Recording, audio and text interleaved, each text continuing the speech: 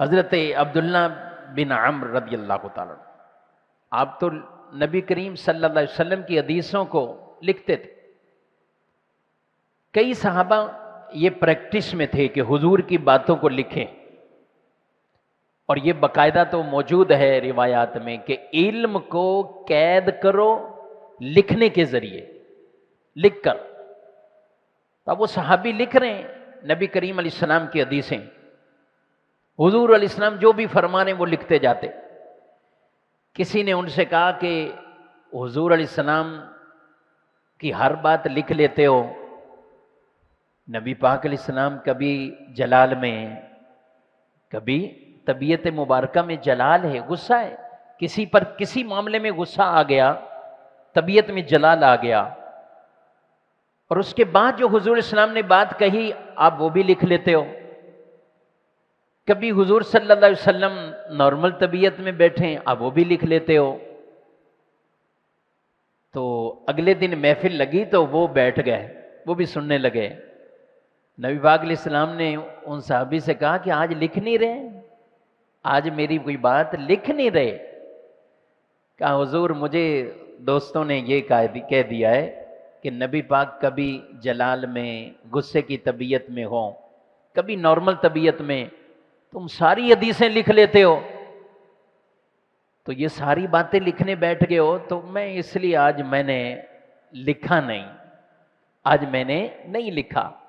اللہ، حضور اکرم صلی اللہ علیہ وسلم نے ارشاد فرمایا کہ اس وجہ سے لکھنا چھوڑ دیا ہے میری بات کو کہ میری طبیعت میں کبھی جلال ہے۔ پھر آپ نے اپنی زبان اور اپنے منہ شریف کی طرف اشارہ کر کے فرمایا واللہ، اللہ کی قسم، اس منہ مبارک کی زبان سے صرف حق اور سچ بات ہی نکلتی ہے۔ ہماری طبیعتوں میں یہ نہیں ہے کہ جلال آ گیا تو کچھ اور نکلے گا، وہ بھی سچ ہی نکلے گا۔ تو پھر انہوں نے لکھنا شروع کیا کہ اب میں پھر حضور کی ہر بات لکھا کروں گا، نبی پاک کا ہر فرمان میں لکھا کروں گا کہ کس وقت کیا فرمایا۔ سبحان اللہ، یہ صحابہ کرام علیہ مردوان کے مبارک انداز۔ اس سے یہ بھی پتہ چلا حدیث لکھنے کا سلسلہ یہ بعد میں شروع نہیں ہوا، کتابت حدیث حضور علیہ السلام کے زمانے سے تھا، حدیث کو لکھنا جمع کرنا حضور علیہ السلام کے زمانے سے تھا۔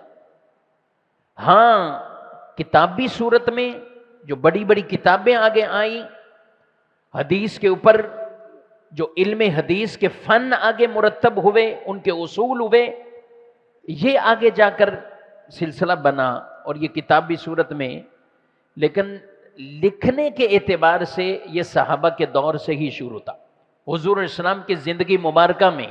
اور یہ اس لیے کہہ رہا ہوں، آج کچھ ایسے بھی بدبخت لوگ جو حدیث کا انکار کرنا چاہتے ہیں، وہ کہتے ہیں حدیث کو نہ مانو، صرف قرآن کی بات کرو، وہ سیدھا پوری حدیثوں کے منکر بن گئے، جنہیں منکرین حدیث کہا جاتا ہے۔ تو یہ باتیں اور یہ دلائل واضح طور پر موجود گئے کہ حضور علیہ السلام کے زمانہ مبارک سے حدیث لکھنے کا سلسلہ شروع ہوا۔